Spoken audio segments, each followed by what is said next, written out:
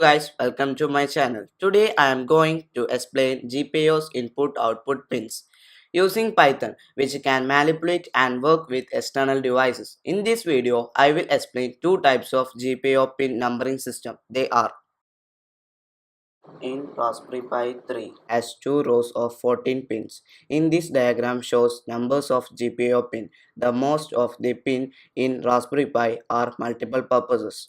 For example, pin 19 has two functions. First one is general purpose input output pin. For example, this pin can be used for controlling LED or for read a button, but we can also use for Mosi spy communication. Number 9, it shows only one function because it is a ground pin. A lot of pin, maybe 5 or 6, have multiple purposes and which can enable or disable program automatically. Mainly numbering GPIO confuses people. In the case of Arduino, it is very simple for numbering a pin. In the case of Raspberry Pi, there is two number system, physical or board numbering system. In board numbering system, allocate a number to a pin depending on the pin's physical location on the board. Numbers start with 1 from the top left of the board. In this numbering system, we can connect jumper wire without looking diagram. If we need to connect jumper wire to pin number 40, without looking diagram, we can say that pin number 14 will be the last pin of Raspberry Pi. So this one is the pin.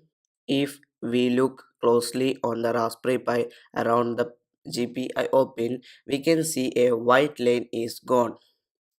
In here, one side of the GPIO pin sees a curved white lane. In other sides, we can see a corners. So this from this curved white lane start GPIO numbering system. So 1, 2, 3, 4, 5, 6, like this the numbering is started. I need to connect jumbo wire to pin number 20. We know that all the even numbers will become on the board right side of the board. So 20 divided by 2, 10. We can start counting from top 1, 2, 3, 4, 5, 6, 7, 8, 9, 10. And here this is the 10 and the pin number 20. And likewise, I need to connect pin number 19. So all the odd numbers are comes left side of the board.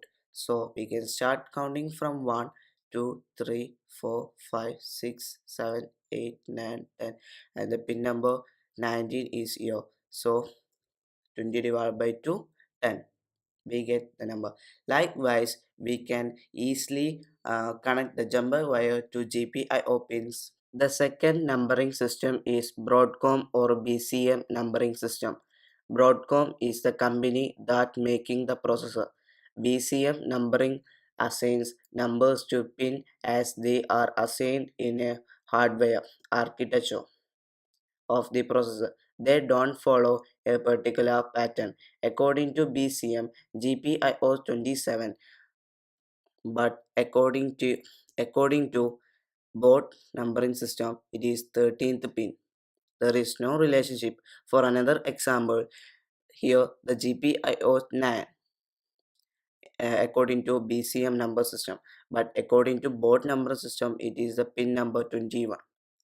So there is no relationship between BCM numbering system and board numbering system. When we start with BCM number system, that quite confuses us. Thanks for watching my video. If you like this video, hit like button. Don't forget to subscribe my channel. Thanks for watching.